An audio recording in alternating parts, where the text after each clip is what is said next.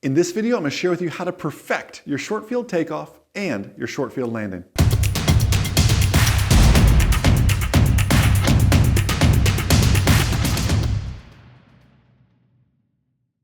What is happening? MzeroA Online Ground School. Jason Schappert here, and I know short field takeoffs, short field landings, it's something, especially come Checkride time, it's something we struggle with. We are in the series Mock Checkride May, and it's more than just mock checkrides. We are doing mock checkrides every week with our online ground school members in our member-only webinar. But here I also want to share a little bit about preparing for that checkride. Now, short field takeoffs and landings are something you're going to be using in the real world, but it's certainly a point of contention and causes some nerves a little bit when it comes time to the checkride. Who is nervous or was nervous about hitting their point on that short field landing? I think everybody goes through it.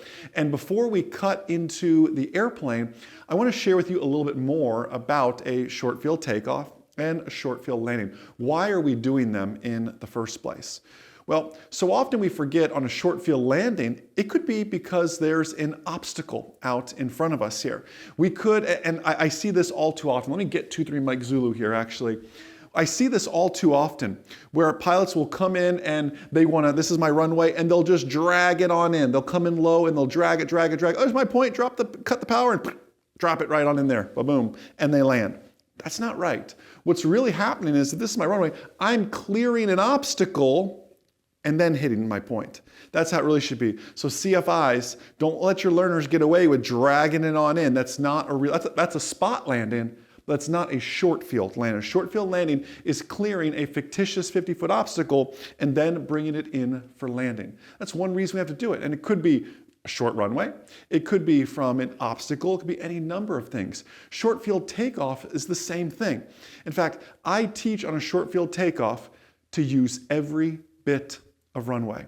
I'll never forget, I was with one of our fellow MzeroA CFIs, and we were practicing out of a short field.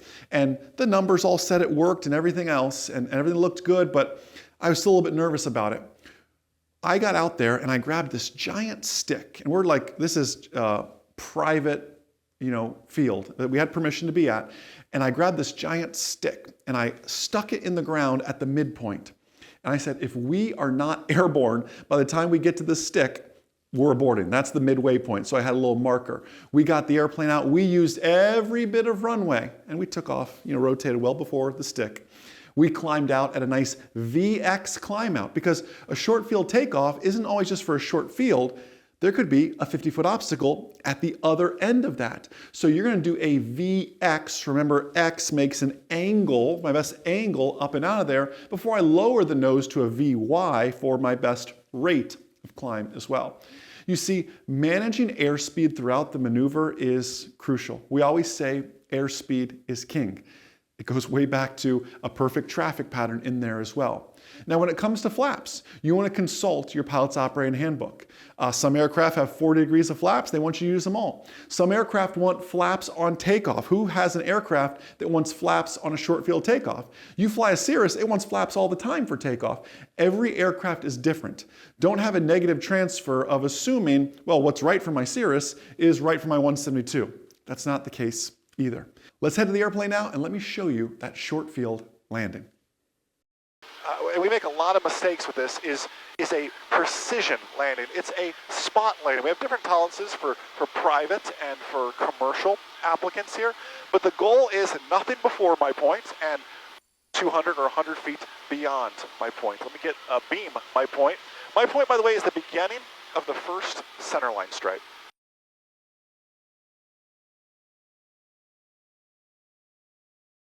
Marco on traffic, Skyhawk 23 Mike Zulu's turning left base 17, touch and go, Marco. All right, now remember the purpose of a short field landing. We get so focused on hitting our point that we forget, oh, I'm clearing an obstacle. I'm clearing a 50-foot obstacle and then dropping it down and hitting my point to maximize the effective runway length. That's the real purpose. So it's easy at a place like Marco Island to say, oh, I'm going to drag it in. I'm going to hold it just above the marsh here, and as soon as I get above my point, I'll chop the power and I'll land. And people do that, but that's just a dragging it in landing. That's not a real short field landing. So we're aiming for the beginning 500. of the first centerline stripe. And by the way, you should be able, make a radio call real quick. Marco on traffic stack, 2 Mike Zulu's turn final 17, touch and go, Marco. You should be able to land at any point an examiner or instructor or you desire. Touchdown on the numbers, touchdown on the 1,000-foot marks, touchdown on the beginning of the first centerline stripe, whatever that may be. Now this right here is critical. Airspeed is king, we're managing that. I'm getting my last notch of flaps in here. And I'm watching my point. If I could draw a circle right here, I would watch that point. If that point starts creeping up, I'm getting too low. And if I start losing that point here, I'm getting too high. My eyes right now are actually looking at the beginning of the 17 because I know I am going to float. This airplane has a tendency to float. I'm aiming ahead of my point, knowing that I'm going to float just beyond it. So let's say hypothetically we just cleared our 50-foot obstacle. All is looking good. Speed is managed well. Looking ahead of your point, pushing that nose ahead of that point. Looking good, looking good. Here we are. We now transition, roll it out, roll it out, roll it out, and just like that, we set it down. I'm just doing touch and go, car beats in. So now that you got to see that, I hope you really enjoyed that here.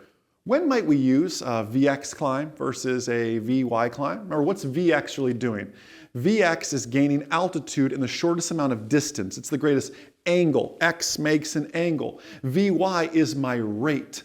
I'm gaining the most altitude over time as well. It's usually a faster airspeed.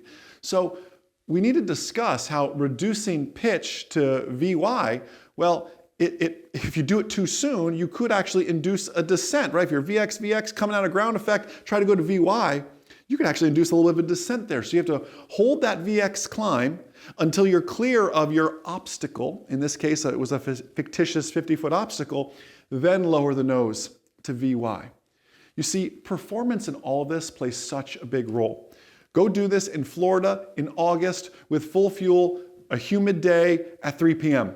You're going to get very different performance than Michigan in December. Do you understand what I'm saying? Density, altitude, and performance plays such a big role in this as well. So you need to be diving into your POH, not just to know, hey, what's Jason said, check my flap setting. Check your performance charts too, please, before you attempt anything like this.